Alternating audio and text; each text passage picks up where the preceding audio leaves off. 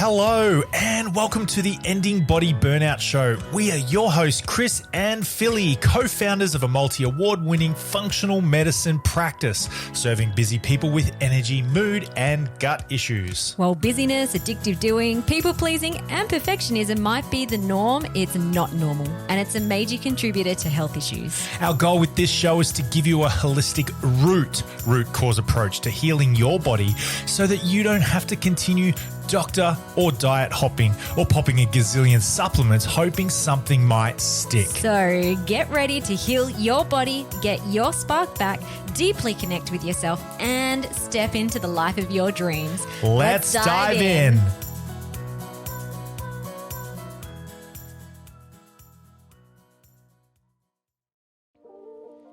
All right, guys, g'day. Welcome to the Ending Body Burnout Show. We're excited to have you here with us today. Today we've got a really interesting episode all about exercise. So something that's close to our hearts. Philly, do you want to introduce the topic for today? Yeah, so this is really a follow-on from last week's episode where I interviewed Dr. Mary Barson all about weight loss and metabolic health. We did not touch on exercise at all, and I wanted to really dig into that topic because something that we hear a lot when people reach out to us, so stubborn weight loss is a sign of body burnout, and we do hear a lot of people say, I've been trying all the things, I've been doing like 75 and hard or CrossFit or training for a marathon or HIIT exercises, workouts, I even restricted my calorie intake. Why can't I lose weight? And for some people, they're actually putting on weight. So really frustrating. We really wanted to dig into what's going on below the surface, especially for someone who is feeling burnt out. And we have past personal, professional experience in the fitness industry. Yeah. So we used to own a gym. I used to be a personal trainer, and a large amount of our work was found in that space. We used to own a CrossFit box, and as a strength and conditioning coach, I used to coach athletes from beginner level all the way to international level as well. So we're coming with a lot of experience in this topic. And I think if we were to look at what high intensity exercise is as a label, so intensity, it's all about output, and you can increase your intensity a few different ways. Just really quickly, heart rate, like if your heart rate goes up really high, that would be one way to add intensity.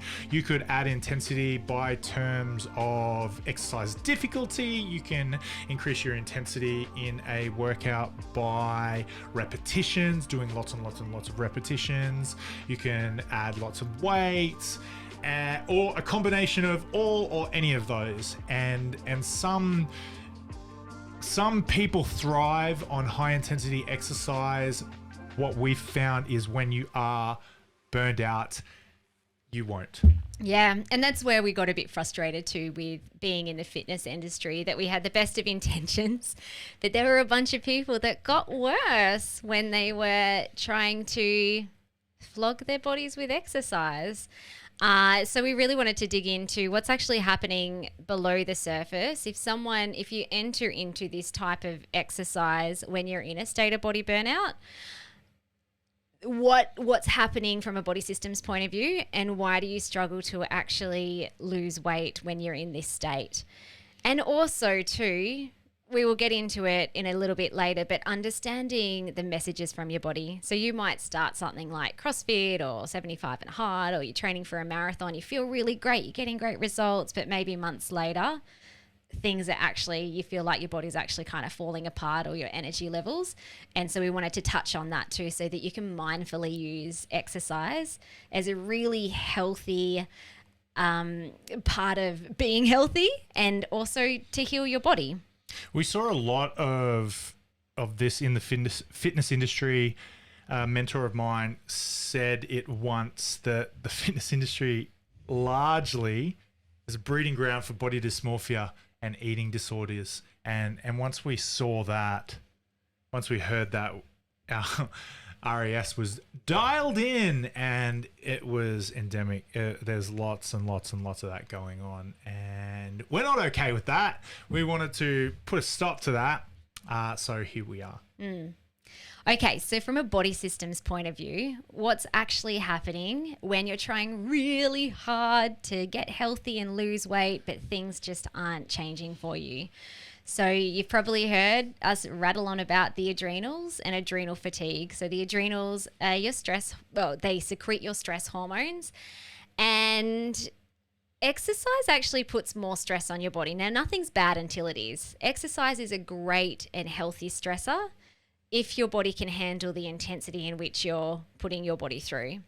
And so when someone's in adrenal fatigue, where their stress hormones are really depleted, you're just not regulating your system very well, going to do a high intensity workout actually causes your body to feel like you are being chased by a tiger. Your body feels very in danger because you're struggling to actually regulate your stress hormones. And so when you're in adrenal fatigue, your metabolism switches off. It's actually safer to hold on to fat than it is to lose it in the way that we were evolved. So if there's famine coming, I'm talking about like cavemen, cavewomen days. If there's a famine coming, it's actually quite healthy to hold on to fat rather than to lose it. So if the system feels like it's in danger, it can switch off your ability to burn fat. I remember this is quite a few years ago, but we had a client who was literally doing 12 exercise sessions a week. 12 exercise sessions, training for a marathon. The only thing that she ate was for breakfast, lunch, and dinner, I think it was like 200 grams of meat and only green veggies. And she was putting on more weight. And she couldn't understand why, but, you know, then we started breaking it down when she actually started supporting, healing her adrenals, cut back on exercise, ate more carbohydrates. Then she actually started shifting weight, which was really cool. So adrenals, really important.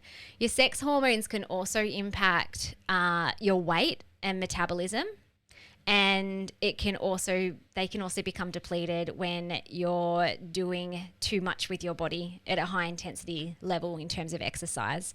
So when someone's in adrenal fatigue, you actually, 9 times out of 10, someone's sex hormones also go out of balance. So cortisol and DHEA are interacting with progesterone, estrogen, testosterone. So often what I see on lab tests is that those sex hormones really deplete as well. And then that can impact weight. So a lot of women and men, if you have really depleted sex hormones, you often store like estrogen belly. Guys can get man boobs. You got like the muffin handles, and that's often connected to your sex hormones. Couple of other body systems. So dopamine is very interesting. So that's a beautiful neurotransmitter where you feel energy, joy, creativity. You can also start using exercise as a bit of a dopamine hit. Now it can be really healthy. We've had clients who have come off antidepressants when they've actually started an exercise routine. So it's super healthy, can be very healing. However, if you're showing up with this like, go home, go hard or go home mentality, go home. do with your exercise, or just really anything in life, then exercise can become really addictive because it actually gives you these little dopamine hits if your brain or your neurotransmitters is depleted, which then can lead to overtraining. So it's actually kind of not directly related to why you can't lose weight, but it can get you into this addictive pattern where you struggle to stop doing certain things. Like that might be overtraining, it might be scrolling on social media, it might be drinking alcohol, sugar, all the things. I can just see someone listening. I can imagine someone listening and saying, are you saying exercise is bad? Are you saying that, I shouldn't do this? And I think what you've just said there is, if you're burned out, we're talking to you. If you're a healthy, happy individual with the lifestyle that you want, go at it. My caution for you would be to take care of yourself, make sure you're recovering, eating healthy, all that sort of stuff. If you are doing all the things and you're feeling like you're cooked and exhausted and you're not shifting body fat, we're talking to you. Yes, yes. We're not demonizing exercise or even any type of exercise. It's just what's right for you right now. Maybe different also to you 10 years ago, and maybe even different to you in a year's time when you're feeling amazing. A couple of other body systems. So mitochondria, really important. So they're little organelles that live in your muscle tissue, including your butt. And basically they're converting food into energy, which is amazing. Great when that's happening. Now, exercise also stimulates the mitochondria, which is really healthy. So mitochondria actually improves when you're moving your body. However, if you're in a state of body burnout or you're over exercising to what your body can handle, the mitochondria spits off all these little free radicals when it's producing energy. And your body should be able to come and mop up any of those free radicals with lovely nutrients, antioxidants. But if those antioxidants have burnt up, which is often the case with people with body burnout, then there's nothing to come and mop up these free radicals that are being produced when you're exercising. And so then therefore those free radicals actually damage the mitochondria themselves, and you're not able to convert food into energy very effectively. And that'll show up as 3 main symptoms. 1, energy issues. 2, achy body. And 3, well, you can't burn fat, because if your food that you're eating isn't converting into energy, it just gets stored as fat. And detox pathways are kind of connected to that too. So there's some really important nutrients, antioxidants that support detoxing. Now, if they've been burnt up because your liver's really struggling, you got too many toxins stuck in your fat tissues, then those nutrients will deplete, which means that you're not able to actually burn fat very effectively, because fat burning takes place last in the liver. And the liver is always going to focus on poisons first. It's like, we can hold on to some fat. That's not going to kill us, at least not initially. Maybe like decades down the track if it gets bad enough. But your system's always just doing priority. Well, toxins need to go first. We've created a cool body systems quiz. When it comes to healing the body systems, we always, like, our motto is test, not guess. So really get clear on where these body systems are. So if you're struggling to lose weight, you're exhausted, you're feeling burnt out, it may be coming from any or all of these body systems. We don't know unless we actually get some poo, wee, spit samples. But in the meantime, in the show notes, I've popped in our body systems quiz, where I've created a quiz based on really specific symptoms that link up to different body systems. So that can be a really good indicator of, where might my symptoms, where might my imbalances be lying?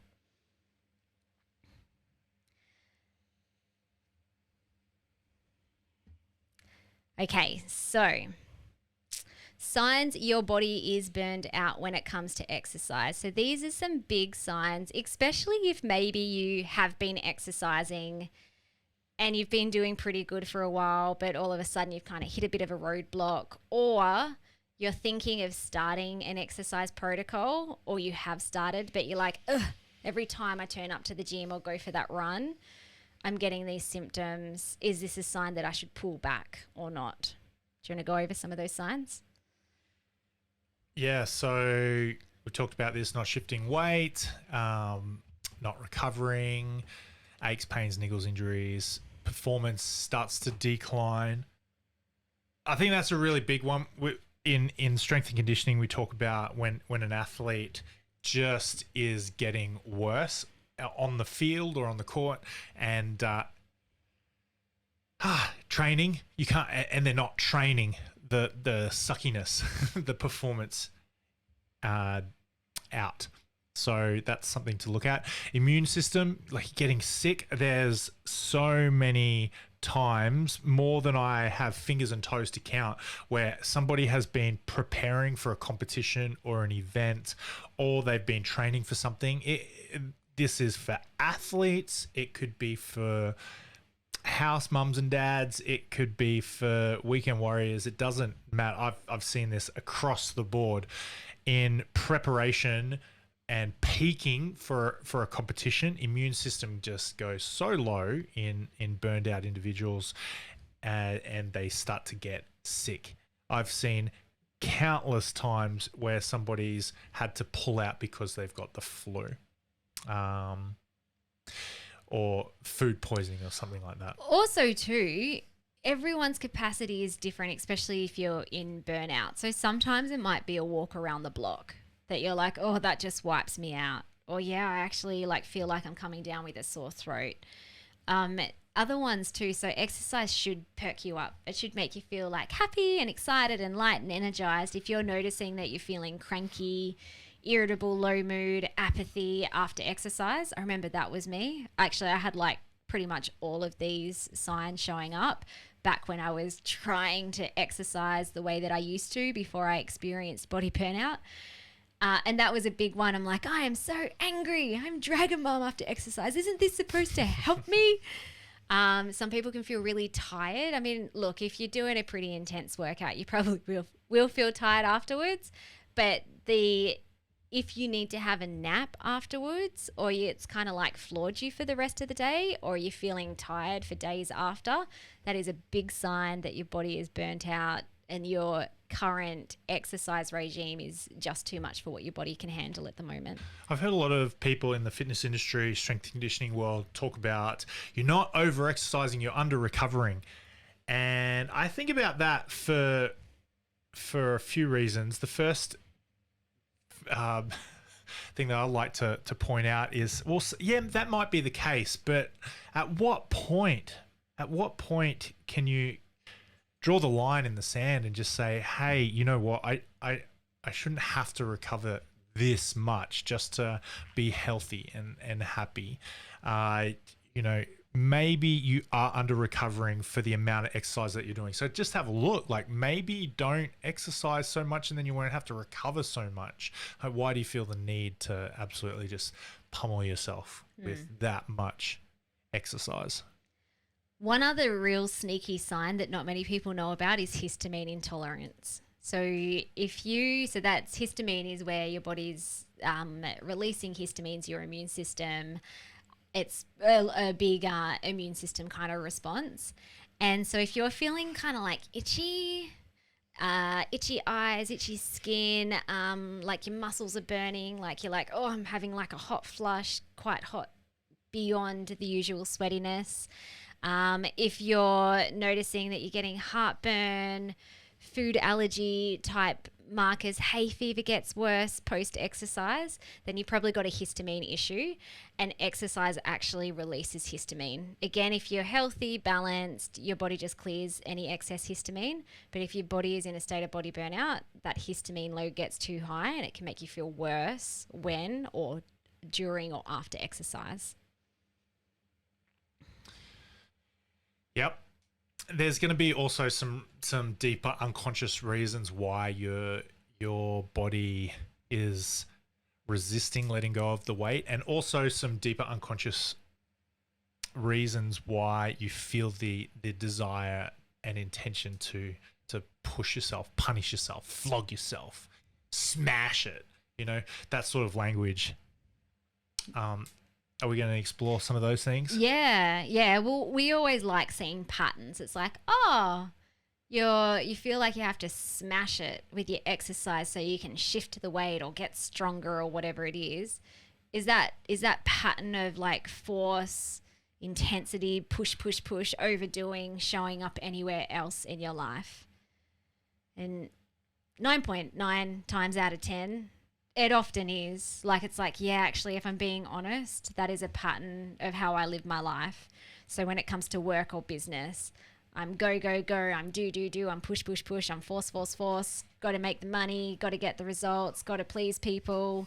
It might show up in your household as well, the way that you clean your house. Everything has to be perfect. Can't relax until like everything's squared away. Do, go. It might be showing up in your thought patterns as well, where it's like, I can't go to bed and have a restful night until I know that my whole to-do list is done. Otherwise, I feel anxious. I'm a bad human being. There's something wrong with me.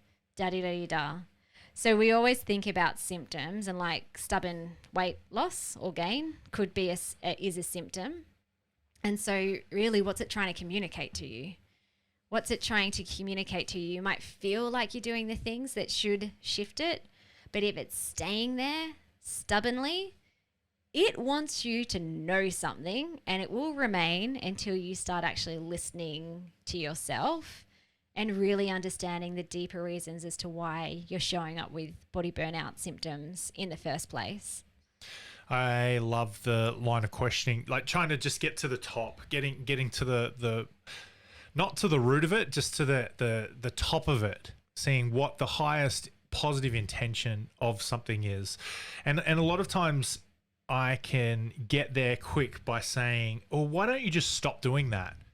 And they'll say something like, "Oh, no, I can't. I have to." It's like, that's really interesting language. What do you feel is behind that? And like we go, what do you get out of that? And what's the benefit of that? And what's the intention of that? And we climb to the surface.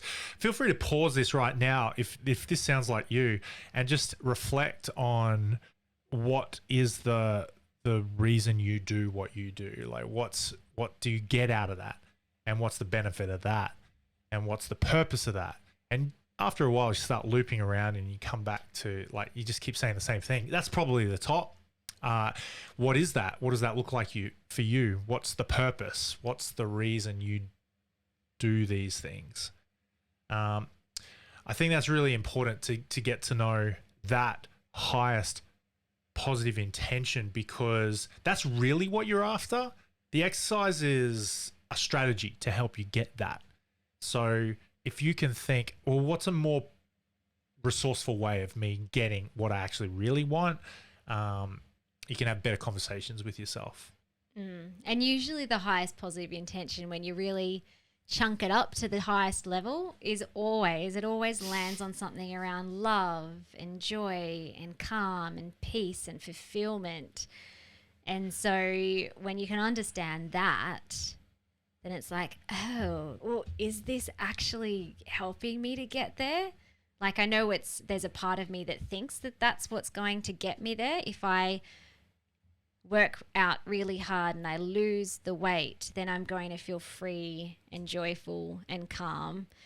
It's like, yeah, but then, your body's always going to speak to you. So it's like, yeah, this isn't the best path to get there, because actually it's taking you away from all of that.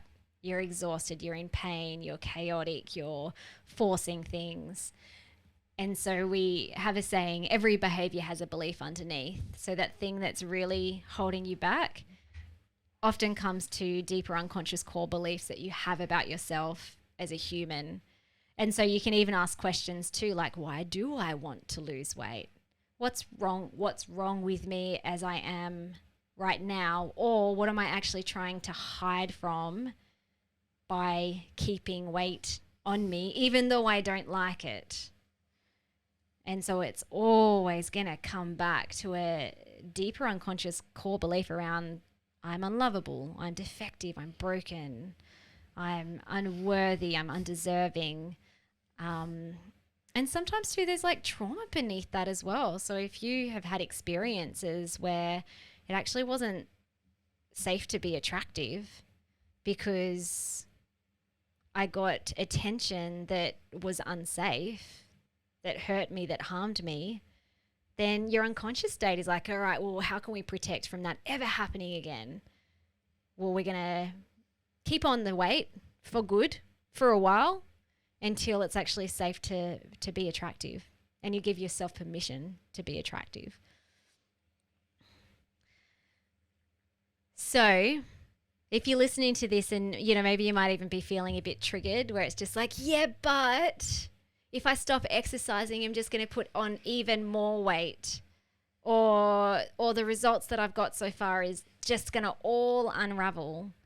So we wanted to kind of end with how you can actually shift your mindset around exercise when you're healing from body burnout. And although we've been focusing on weight, I mean, this could also be like, your signs might be like, oh, I'm not struggling with weight, but yeah, I'm really getting like colds and flus every time I try and up the ante with exercise, or I'm napping all the time. And it might be really scary to change the way that you're exercising. Just a a story about my experience with exercise. So after I had my first baby, 6 months later, I really hurt my back. Did a stupid thing, tried to do a deadlift on my own, heard my back crack. But even before then, I was still recovering, and I had a lot of health issues. That was my first body burnout experience. But I was so attached to my identity as a fit girl. So back before children, I could do 20 pull-ups and 100 push-ups and run really fast and all the things. You could do 20 pull-ups? Yeah. Remember I was on the monkey bar that time with you and Tim? We were just randomly at a park, and you guys were like, "Oh, look how many pull-ups I can do." And I'm like, "Oh, okay." I probably did 4. Well, and then I jumped on and I that. did a bunch, and you're like, "What? How can you do that?" I'm like, "Oh, I thought everyone could do pull-ups." So I was attached to this identity. So back then too, I was attached to achievement. So it's when I'm good at something, I get validation. I'm just feeding into it, right Chris now. Was just nice. Yeah. My wife's strong. Feeding you.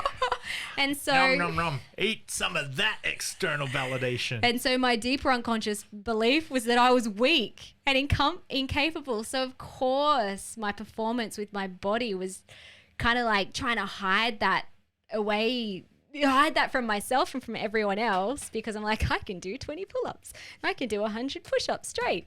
Look at me. I must be strong. But really underneath my unconscious state was just no, you're not.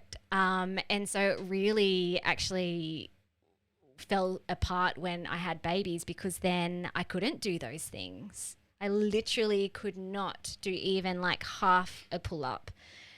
Yet I was so attached to doing it still, because that's part of how I was proving that I was strong and worthwhile, that I just kept flogging my body. I just kept turning up to classes, trying to do the things that everyone else was doing, trying to do the things that I used to be able to do, to the point where I was so adrenal fatigued and my body was in such chronic pain, and my immune system was shot, that the pain got big enough at some point to say, you need to do something different. And I finally listened to it. But honestly, it probably took me about 2 years.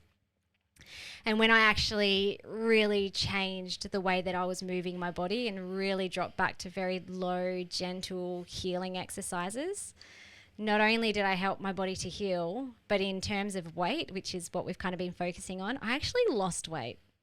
And I looked more toned, even though I wasn't doing any weight work besides using my body, because my body was able to let go of a whole heap of inflammation and fluid that was actually keeping me looking very puffy.